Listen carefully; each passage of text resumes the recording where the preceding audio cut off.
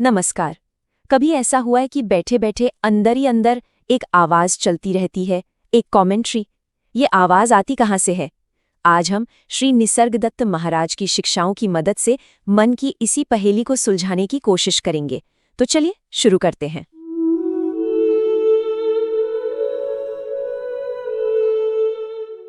तो सबसे पहला और सबसे जरूरी सवाल, आखिर ये मन है क्या? ये जो हर सोच और हर एहसास पर कब्जा किए बैठा है। इस एक सवाल का जवाब शायद हमारे दुनिया को देखने का नजरिया ही बदल दे।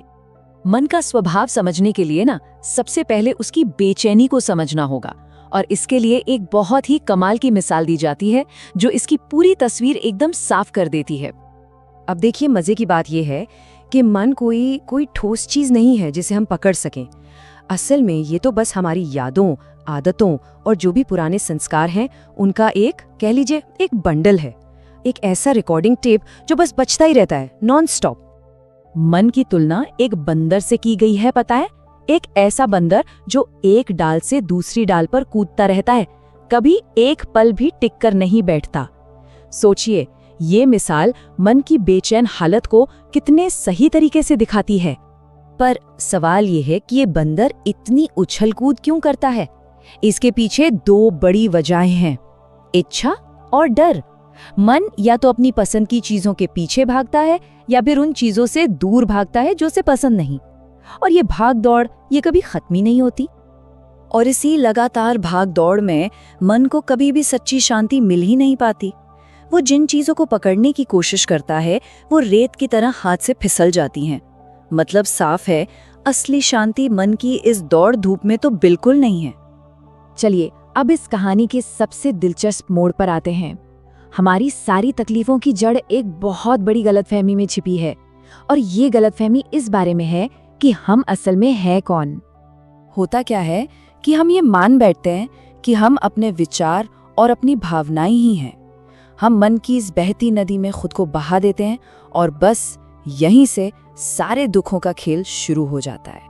यहाँ एक बहुत गहरा फर्क समझना जरूरी है। एक तरफ है मन जो यादों, आदतों और बेचैनी से भरा है और जो हर पल बदल रहा है, और दूसरी तरफ है साक्षी, वो शांत स्थिर चेतना जो इस सारे खेल को बस देख रही है। और यही साक्षी हमारा असली स्वरूप है। ये एक लाइन मन के साथ हमारे रिश्ते को पूरी तरह से बदल सकती है। मन का इस्तेमाल करो लेकिन मन मत बनो। इसका मतलब ये है कि मन को एक टूल की तरह काम में लो, पर उसकी पहचान में खुद को डुबो मत दो। तो क्या इसका मतलब ये है कि मन हमारा दुश्मन है? नहीं, बिल्कुल नहीं। ये तो एक बहुत ही काम का औजार है, एक सेवक जैसा। गड़बड़ तो तब होती है जब ये सेवक मालिक बनने की कोशिश करने लगता है। तो अब सवाल ये उठता है कि इस मालिक बन बैठे सेवक को वापस उसकी जगह पर कैसे लाया जाए। चलिए अब कुछ प्रैक्टिकल तरीकों पर बात करते हैं और इसका जवाब शायद थोड़ा चौंकाने वाला हो। मन को शांत करने का राज पता है क्या है? वो बहुत ही सिंपल है। उसे अटेंशन देना बंद कर दो। मन की एनर्जी ही हमारा ध्यान है। जब हम मन के नाटकों में दिलचस्पी लेना छोड़ देते हैं तो वो अपने आप शांत हो जाता है। इसकी प्रैक्टिस के लिए 3 आसान स्टेप्स हैं। पहला, विचारों को बस आने दो, जाने दो, देखो। दूसरा, उनसे उलझना नहीं है और ना ही उन्हें रोकना है। और तीसरा, बस अपने होने के एहसास के साथ टिके रहना है। वो जो मैं हूं वाली फीलिंग है ना, बस उसी में। और उन जिद्दी विचारों का क्या करें जो पीछा ही नहीं छोड़ते? देखिए, उनसे लड़ने से तो वे और मजबूत होते हैं। इसका एक ही तरीका है, उन्हें अपना ध्यान देने से साफ मना कर देना। और जब हम ऐसा करते हैं तो क्या होता है? जब विचारों को हमारे ध्यान की एनर्जी नहीं मिलती तो वे अपनी ताकत खो देते हैं और शांत हो जाते हैं। ठीक वैसे ही जैसे बिना हवा के पानी की लहरें थम जाती हैं। अब हम इस सफर के सबसे गहरे पड़ाव पर आ गए हैं। जब मन का सारा शोर थम जाता है तो पीछे क्या बचता है? इसे जानना एक कमाल का अनुभव है। सबसे खूबसूरत बात तो ये है कि हमारा असली स्वरूप कुछ ऐसा नहीं है जिसे हमें बनाना है या हासिल करना है। वो तो पहले से ही मौजूद है। जब विचारों के बादल छट जाते हैं तो वो सूरज की तरह खुद ही चमक उठता है।